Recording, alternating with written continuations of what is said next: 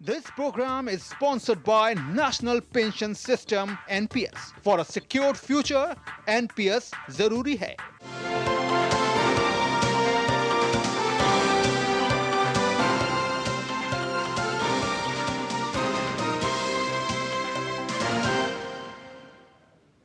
नमस्कार, मनी मंत्र के एक और अंक में आप सभी दर्शकों का बहुत बहुत स्वागत है। मैं हूं आंचल गुलाटी गुंबर।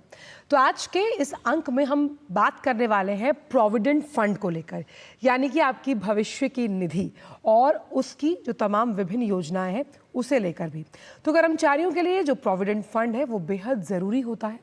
इन योजनाओं के तहत नियमित निवेश किया जाता है। ये निवेश कर्मचारियों को उनकी रिटायरमेंट के बाद एक मुश्त बड़ी रकम प्रदान करते हैं।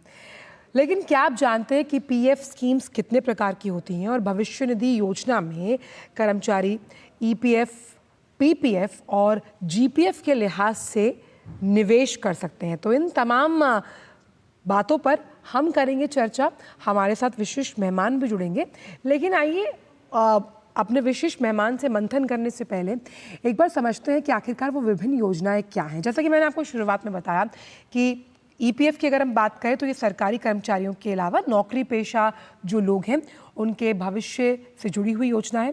कर्मचारी का जो मूल वेतन होता है वो महंगाई भत्ते का 12% प्रति महीने इसके अंदर योगदान देता है। दूसरी योजना होती है पीपीएफ, जिसमें स्वैच्छिक तौर पर लोग निवेश करते हैं। पब्लिक प्रोविडेंट फंड और कोई भी स्थानीय जो भारतीय नागरिक है जिसका डोमिसाइल इंडियन है वो इसे खोल सकता है। तो आप 1000 या 500 रुपये की जो न्यूनतम राशि है अधिकतम 1.5 लाख रुपए तक पीपीएफ में जमा करवा सकते हैं।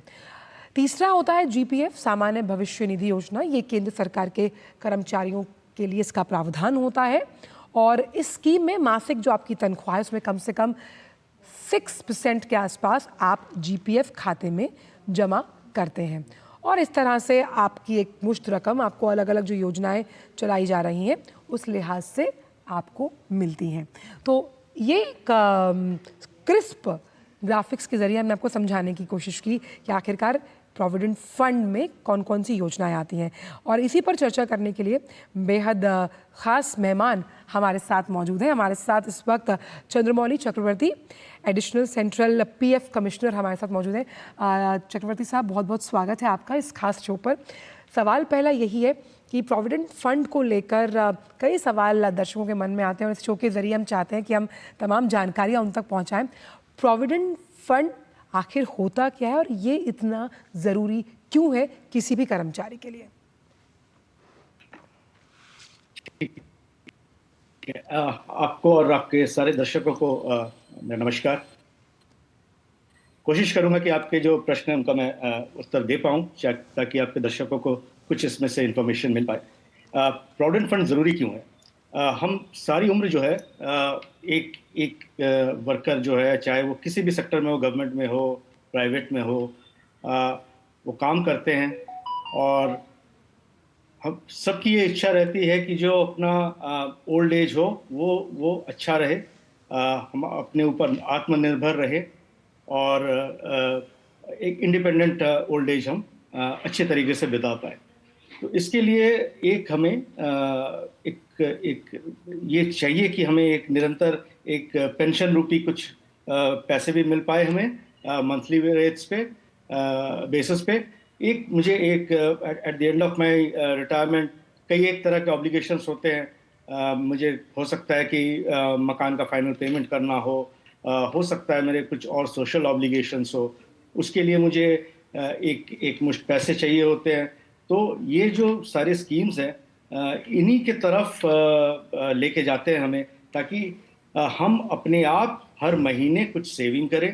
पर्टिकुलरली जो प्रोविडेंट फंड है उसमें जो सेविंग का प्रावधान रखा गया है कि कुछ वर्कर खुद करता है और कुछ उसके लिए उसका एम्प्लॉयर करता है। बेसिकली 12% उसके वेजेस का वर्कर खुद उसमें देता है और 12% उसका एम्प्लॉयर एवरी मंथ वो एक्यूमुलेट होती है। So over a period of time एक 30 साल के सर्विस में आप एक मुश्त पैसा इकट्ठा कर लेते हैं। और ईपीएफ के इसमें तो आपको जो पेंशन का है उसमें से एम्प्लॉयर का कुछ पैसे 8.33% डाइवर्ट होता है। So at the end of his career he gets a pension, he gets a lump sum amount और throughout his career he gets a insurance coverage also. Chandramouli ji, अगर हम ईपीएफ की बात करें तो इसका सदस्य बनने के लिए जो पात्रता है, यानी कि ये अहम कारक है या प्रावधान है, वो क्या होते हैं?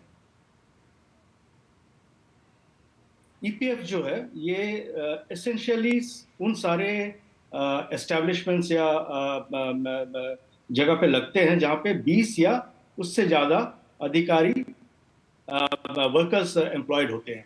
नाउ 20 से कम जहाँ पे एम्प्लॉयड है वो वॉलंटरी बेसिस है। अगर एम्प्लॉयर एम्प्लॉय दोनों 50% ऑफ द एम्प्लॉयज और एम्प्लॉयर मानते हैं तो वॉलंटरी बेसिस पे कवरेज उनकी होती है। ज़्यादातर ये जो कहाँ पे लागू होता है, जो प्राइवेट इंडस्ट्रीज में, बट पीएसयूज एंड ऑल भी हमारे फोल्ड में है। तो in all there are around 195 odd classes of establishments industries जो कि इसमें कवर्ड है। आज की डेट में ये ईपीएफ की कवरेज इस तरह से होती है। चंद्रमौली साहब, ईपीएफ स्कीम के अगर हम तमाम फ़ायदों की बात करें एक कर्मचारी के लिए, तो वो फ़ायदे क्या, कैसे गिनवाएंगे आप? ओके, फायदे ईपीएफ के अंदर 3 स्कीम चल रही हैं। पहला जो है प्रोविडेंट फंड स्कीम है। इस स्कीम की पूरी फंडिंग इस तरह से होती है कि 12% of wages every month employer देता है और एम्प्लॉय देता है। तो बेसिकली ये दोनों इकट्ठे होके जमा हो रहे हैं। अब ये जो 24% है उसमें से 12% जो एम्प्लॉय का है वो तो सीधा उसके पीएफ अकाउंट में चला जाता है। एम्प्लॉयर का 8.33% उसके पेंशन के लिए जाता है, जो उसका pension eight the end of life मिले। और एक 0.5% कंपोनेंट ईडीएलआई इंश्योरेंस बेनिफिट्स की होती है, जिससे कि वो इंश्योरेंस में कवर्ड हो। लगभग किसी दुर्घटनावश अगर किसी की मृत्यु होती है तो up to 7 lakh rupees maximum as insurance pay out भी दिया जाता है बेनिफिशियरीज को। पीएफ का जो एक्यूमुलेशन होता है उसमें समय समय पे ज़रूरतों के हिसाब से लोग पैसे एडवांस में विड्रॉ भी कर सकते हैं। ये मैरिज के लिए होता है, शादी घर में किसी अपने चिल्ड्रन वगैरह के मैरिज के लिए, एजुकेशन के लिए, सिकनेस के लिए। अगर कोई सिकनेस जो आती है तो ये विड्रॉ समय समय पे कर सकते हैं। और एक जो बड़ा हिस्सा होता है कि किसी को मकान बनाना है, किसी तरह से कंस्ट्रक्ट करना हो, तो उसके लिए लोग एडवांस लेते हैं। एंड ऑफ कोर्स जो पैसा एक्यूमुलेट होता है एंड ऑफ हिज करियर में एज अ लंप सम मिलती है उससे। बिल्कुल, तो जीपीएफ और ईपीएफ में क्या फ़र्क है ये भी हम समझने की कोशिश करेंगे। चक्रवर्ती साहब हमारे साथ जुड़े हुए हैं मनी मंत्र के इस खास एपिसोड में, जहां पर हम प्रोविडेंट फंड पर कर रहे हैं चर्चा। चंद्रमौली चक्रवर्ती साहब हमारे साथ जुड़े हुए हैं। चक्रवर्ती साहब, अगर हम ईपीएफ की बात करें तो ईपीएफ और जीपीएफ में क्या फ़र्क होता है? ओके, देखिए, जीपीएफ तो सरकारी कर्मचारी जो हैं उनके लिए ही लागू होती है। इसमें भी कर्मचारी जो है, सरकारी कर्मचारी अपने स्वेच्छा से कितनी कटौती हो जीपीएफ में जमा करने के लिए वो डिसाइड करते हैं। जैसा आपने पहले भी कहा था, वो 6% मिनिमम है और उसके बाद वो ज़्यादा उसमें अपने स्वेच्छा से कर सकते हैं। बट ऑफ कोर्स 2004 के बाद के एम्प्लॉयज़ के लिए, सेंट्रल गवर्नमेंट एम्प्लॉयज़ के लिए एनपीएस लागू हुआ है, तो वहाँ पे सेविंग एनपीएस के रेट पे होती है। चलिए, हमारे साथ एक कॉलर जुड़े हुए हैं चंद्रमौली साहब। इस शो में हम कॉल्स भी लेते हैं ताकि जिसको इस बारे में जानकारी चाहिए वो आपसे सीधे तौर पर बात कर सकता है। हमारे साथ कॉलर जम्मू से जुड़े हैं, पूछिए सवाल। विनोद जी जुड़े हुए हैं जम्मू से।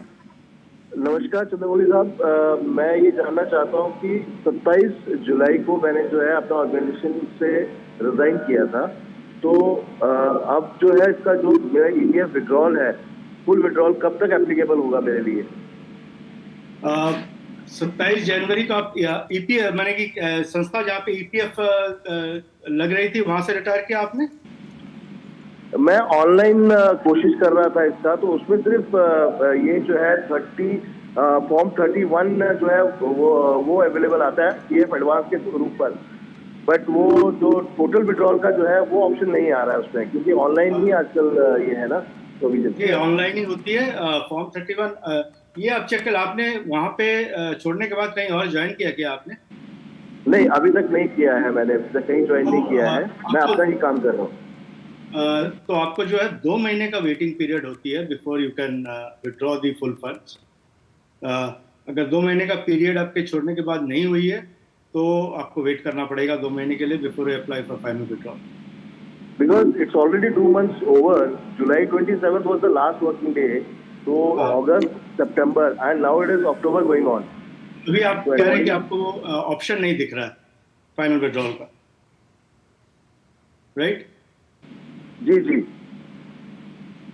ओके, ये इसमें कुछ I do not know, can not से ऑफहैंड कि इसमें क्या इशू आ रही होगी। लेकिन मेरा सजेशन ये है कि आप हमारे वेबसाइट में जाएं, वहाँ पे हमारा ग्रीवांस पोर्टल है EPF IGMS में, थोड़ी सी डिटेल दे दें, आपको response is given with in 10 days। बिल्कुल, तो ग्रीवियांस पोर्टल है, उस आप EPFO की वेबसाइट पर उस पर जाकर आप अपनी समस्या लिख सकते हो और 10 दिन के अंदर आपको जवाब मिलेगा। लेकिन अभी हाल ही में चंद्रमौली साहब, EPFO ने, अगर हम कैश यानी कि जो अकाउंट में आपके पैसा है उसकी निकासी के नियम जो हैं उसे उसमें कुछ बदलाव किया है, कुछ संशोधन किया है। क्या है ये नए रूल्स? ये EPF की बात कर रहे हैं मैम, तो इसमें पहले हमारे यहाँ पे एक auto withdrawal in the sense की ऑटोमेटिक प्रोसेसिंग ऑफ क्लेम्स होती थी, जो कि सीमित थी 50,000 रुपए के लिमिट के लिए, and that was only for advances कहने का मतलब कि हाउस बिल्डिंग एडवांस, ये अगर आप लेते हैं तो अगर आपका अमाउंट इज लेस देन 50,000 तो वो ऑटो प्रोसेस हो जाती थी। उसको लिमिट्स को बढ़ाए गए हैं, 1 लाख रुपए किया गया है, और इसके रेंज को भी बढ़ाया गया। Now illness, house building, in fact all type of advances are included. तो ये एक मेजर चेंज पिछले कुछ दिनों में हुई है, जिससे कि बहुत सारे क्लेम्स जो पहले थोड़े से ज्यादा टाइम लगता था, 6-7 दिन, अब 3 दिनों के अंदर इनका ऑटोमेटिक निपटारा होता है। चंद्रमौली साहब, EPFO का रोल कितना अहम आप मानते हैं? क्योंकि कई आमूलचूल परिवर्तन EPFO में भी किए गए हैं, ज़्यादा से ज़्यादा मेंबर्स उसमें जुड़े हैं, पेंशन धारकों की संख्या लगातार इंक्रीज होती है। इन परिवर्तनों का ख़ास तौर पर जब पैसा निकाला जाता है, लोगों के अकाउंट में पहुंचता है, कितना बड़ा आप प्रभाव मानते हैं? EPFO आज की डेट में EPFO के तकरीबन 7-7.5 करोड़ एक्टिव सब्सक्राइबर्स हैं। अब अगर आप देखें एज अ सोसाइटी, फैमिली के साथ जोड़ के अगर देखा जाए तो तकरीबन 22-24 करोड़ लोग हो जाएंगे जिनको इम्पैक्ट करती है EPFO। हमारे इतने सारे जो सब्सक्राइबर्स हैं, इनका ओल्ड एज का प्रोटेक्शन के लिए पूरा EPF है, ताकि उनको ओल्ड एज में सहायता मिले। ये पूरा उद्देश्य है इस ऑर्गेनाइजेशन का। यही उद्देश्य से सरकार इसमें जितनी चेंजेस कर रही हैं और सोच रही, काफ़ी कुछ चेंजेस के लिए लेबर मिनिस्ट्री जो है अग्रसर है, सोच रही है, होने वाले हैं पॉजिटिव डायरेक्शन में, सो दैट लोग ना केवल EPF में जुड़े बट स्वच्छता से जुड़े, एंड उनको लगे कि भाई इससे उनको फायदा हो रहा है। दायरा इतना बड़ा है, होल बनी, इसमें से बहुत सारे लोग स्वच्छता से जुड़े हुए हैं आज भी, जुड़ने की जरूरत नहीं है, लेकिन वो जुड़े हुए हैं। अगर 15,000 से ज्यादा सीलिंग पे कोई वेज सीलिंग से ज्वाइन करता है तो इट्स ऑप्शनल, बट हमारे पास बहुत लोग हैं जो इस ऑप्शनल बेसिस पे भी जुड़े हुए हैं।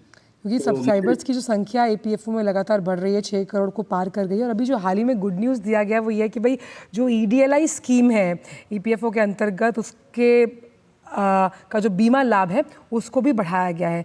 इस पर किस तरह की प्रतिक्रिया देंगे आप? ऑब्वियसली ये जो है, ये बीमा लाभ आज की डेट में 7 लाख रुपए है मैक्सिमम। इसको पहले भी इसको लाया गया था, जो 3 साल के लिए था। अब 3 साल का म्याद पूरी हो गई थी, तो इसको सरकार ने अभी मंत्रालय ने अभी इसको इंडेफिनेटली एक्सटेंड कर दिया है। So that is what is coming. कुछ और भी चेंजेस वगैरह के लिए हमारी मिनिस्ट्री और सरकार सोच रही है, वो फ्यूचर में आएगी, बड़े पॉजिटिव चेंजेस। अच्छा, इसमें अगर हम PPF की बात करें तो अकाउंट एक्सटेंशन और कंट्रीब्यूशन किस तरह से किया कर सकता है कि भाई अगर आप 5-5 साल में ब्लॉक कर एक्सटेंड करते हैं, उसका किस तरह से फ़ायदा मिलता है ब्याज के तौर पर, अगर हम PPF की बात करें तो? PPF में जो रेट्स होते हैं इंटरेस्ट के, वो फाइनेंस मिनिस्ट्री की ओर से डिक्लेयर होती है और वही लगती है। इसका एक्सटेंशन ऑफ कोर्स प्रिंसिपल तो सेम है कि आप एक्सटेंड करेंगे, आपका एक्यूमुलेशन बढ़ेगा, एंड यू गेट PPF में 15 साल का मियाद होती है। At the end of it you get it as a lump sum. इसके पीपीएफ के रूल्स होते हैं, ये सारी पीपीएफ के बैंक्स और बैंक्स के वेबसाइट में, चूंकि ये बैंक्स के थ्रू रेगुलेट होती है, तो ये बैंक्स और बैंक्स के वेबसाइट में इनके रूल्स आप सभी को देख पाएंगे आप।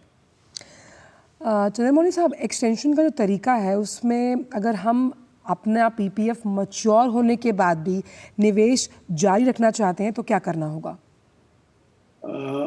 इसके लिए मैं वही कहूंगा कि आपके दर्शकों को की तरह रूल्स को देख लें। मैं एक्सटेंशन के बाद कुछ एक केसेस में वो रेस्ट्रिक्शंस है, बट इसको जरा रूल्स को इंडिविजुअली सबको देखना पड़ेगा। साथ ही चंद्रमौली साहब, क्योंकि अब पीपीएफ के अलावा भाई जो सरकारी कर्मचारी है उनके पास जीपीएफ और ईपीएफ की तो सुविधा है, लेकिन एनपीएस भी एक बहुत इम्पॉर्टेंट आप ऑप्शन मानते हैं जब निवेश की बात आती है। आप अपना निवेश प्लान करते हैं रिटायरमेंट के लिए, उस लिहाज से कितना अहम आप मानते हैं एनपीएस को भी? इनफैक्ट जैसा मैं आपको कह रहा था कि 2004 के बाद जो सरकारी एम्प्लॉयज़ हैं उनके ऊपर एनपीएस ही लागू हो रही है, और आज की एनपीएस काफ़ी बहुत हद तक बढ़ चुकी है। सारी गवर्नमेंट एम्प्लॉयज़ आफ्टर 2004 उसमें एम्प्लॉयड है, और रिसेंटली आपने सुना होगा कि एनपीएस में जो सरकार अभी ऑप्शन भी लेके आ रही है जो कि और बेटर करती है, ओपीएस वो भी आ गई है। सो एनपीएस नॉट ओनली अभी एक्सटेंड हुआ है, काफी सारे चेंजेस उसमें आ रहे हैं। ऑफ कोर्स चेंजेस अभी announce formally as a set of rules होंगे, बट सारे सरकारी employees are covered under NPS since 2004, और एक अच्छा कॉर्पस जनरेट होती है और गवर्नमेंट एम्प्लॉयज। और अभी हाल में ही अब मेरे ख्याल से तकरीबन 20 साल हो गए हैं इस स्कीम के, तो अब उसके बेनिफिट्स भी लोग लेना शुरू करेंगे ज़्यादा नंबर्स में, एंड इम्पैक्ट दिखेगा। अगर एक बहुत बड़ा बाइफिकेशन हम समझें तो कैसे हम डाइकोटमी अंडरस्टैंड कर सकते हैं प्रोविडेंट फंड और रिटायरमेंट एन्युटी में? कितना बड़ा फ़र्क आप मानते हैं? नहीं, देखिए, प्रोविडेंट फंड में एक कॉर्पस आपको मिलती है, राइट? एक मुश्त आपका जो over a period of your working life time आप एक्यूमुलेट करते हो, उसमें जो भी इंटरेस्ट लगती है, यू गेट अ कॉर्पस। अब उस कॉर्पस को लेके आप किस तरह से यूज करोगे is left open to the worker. वो एक एन्युटी भी ले सकते हैं, जो कि बहुत सारे प्राइवेट सेक्टर में एन्युटी प्रोवाइडर्स हैं, उनसे एन्युटी लेके एक पेंशन टाइप का ले सकते हैं। इनफैक्ट एनपीएस में these things are already fixed कि इतना 60% यू विल हैव टू। तमाम जो प्रोज एंड कॉन्स हैं उन्हें ध्यान में रखकर हम ये फैसला ले सकते हैं। हमारे साथ एक और कॉलर जम्मू से ही जुड़ गए हैं, रविंद्र जी हैं, पूछिए सवाल। हाँ, जो पीपीएफ जो है, पीपीएफ में आपने तो बोले मिनिमम अमाउंट 500 और मैक्सिमम 1,50,000, राइट जी, लेकिन इसमें एज लिमिट क्या है? मिनिमम एज लिमिट और मैक्सिमम एज लिमिट क्या है? समझ नहीं पाया प्रश्न, एक बार दोबारा सवाल पूछिएगा। पीपीएफ जब अपना पीपीएफ प्रोविडेंट फंड जो है, पब्लिक प्रोविडेंट फंड स्कीम के अंदर एज लिमिट क्या रखे? मिनिमम एज और मैक्सिमम एज कितनी होनी चाहिए? ये शायद एज लिमिट पूछना चाह रहे हैं, मुझे जितना समझ में आया। मिनिमम एज और मैक्सिमम एज। अच्छा, मिनिमम एज और मैक्सिमम एज क्या हो सकती है इसमें निवेश करने की, चंद्रमौली जी? मिनिमम एज तो आई थिंक 18 के ऊपर सभी कर सकते हैं। द मैक्सिमम एज मेरे नॉलेज में थोड़ा अभी क्लैरिटी नहीं है, I think it is 65, but rules check करते हैं। उम्मीद करती हूँ कि इनका सवाल का जवाब इन्हें मिल गया होगा। लेकिन अगर हम आज के इस सिनेरियो को देखें चंद्रमौली साहब, तो कितना इम्पोर्टेंट आप मानते हैं ख़ास तौर पर अभी से अपनी रिटायरमेंट की प्लानिंग के लिहाज से युवाओं का इस तरफ आकर्षित होना? इनफैक्ट जितना यंग एज से आप अपना ये प्लानिंग करके स्टार्ट करते हैं वो और बेटर होता है। पावर ऑफ कंपाउंडिंग का फुल इम्पैक्ट तभी दिखता है जब आप यंगर एज पे स्टार्ट करें। इनफैक्ट ये जो भविष्य निधि ईपीएफ है, वेदर इट्स ईपीएफ, जीपीएफ और PPF of course is voluntary, but EPF और जीपीएफ मैंडेटरी लागू हो जाती है। It is sort of an attempt कि लोग मैंडेटोरिली माने कि हर महीने कुछ ना कुछ सेविंग करें। ये इन्हीं का अटेम्प्ट है, ताकि यंग एज से जब वो वर्कफोर्स में ज्वाइन करते हैं, चाहे वो सरकारी हो या प्राइवेट में, एक सेविंग की प्रथा स्टार्ट हो जाती है and you get good results eight the end of your working career. तो ऑफ कोर्स यंग एज में स्टार्ट करना बड़ा ज़रूरी है। इसके लिए बहुत सारे फाइनेंशियल आज की डेट में कोर्सेज वगैरह अवेलेबल है। लोग कैन ऑनलाइन भी बहुत सारी मटेरियल इसमें है। और पावर ऑफ कंपाउंडिंग मैं सारे आपके दर्शकों को कहूँगा एक बार देखें और कोशिश करें कि अपना फंड्स ज़्यादा ना निकाले, ज़रूरत तो ही निकाले, ताकि उस पर पावर ऑफ कंपाउंडिंग लगती रहे and they get a handsome amount. एक अच्छा कॉर्पस आपके पास इकट्ठा होता है। एक संक्षिप्त में आखिरी सवाल आपसे ये कि विड्रॉल्स को लेकर तमाम जो बातें हैं, या फिर कितनी डिजिटल व्यवस्था को और मजबूत और सुदृढ़ करने की ज़रूरत है जब हम बात करते हैं प्रोविडेंट फंड की?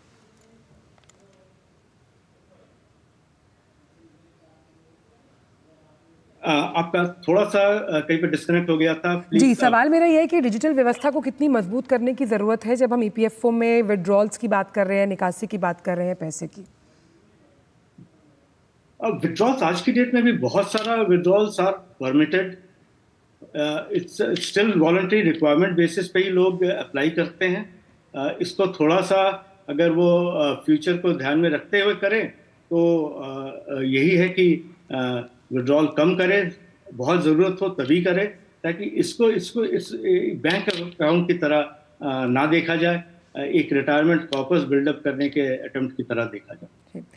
बिल्कुल, बहुत बहुत शुक्रिया चंद्रमौली साहब, आप इस शो पर आए, आपने अपने विचार इस मंच से साझा किए और प्रोविडेंट फंड से जुड़ी तमाम ज्ञानवर्धक जानकारियाँ और हमारे कॉलर्स के भी सवालों के जवाब दिए। बहुत बहुत शुक्रिया इस शो पर जुड़ने के लिए। तो प्रोविडेंट फंड से जुड़े तमाम सवालों के जवाब हमने देने की कोशिश की और साथ ही साथ एक जो थंब रूल जो मुझे समझ में आया वो ये है कि अगर आप इनमें से किसी भी योजना में निवेश करें तो एक बड़ा कॉर्पस इकट्ठा आप कीजिए, बार बार निकासी ना करें, क्योंकि ये जो बड़ा कॉर्पस है ये एक बड़े कंपाउंडिंग इंटरेस्ट के साथ आपको मिलेगा एक मुश्त तौर पर। और मनी मंत्र के इस खास अंक में इतना ही, दीजिए इजाज़त, नमस्कार।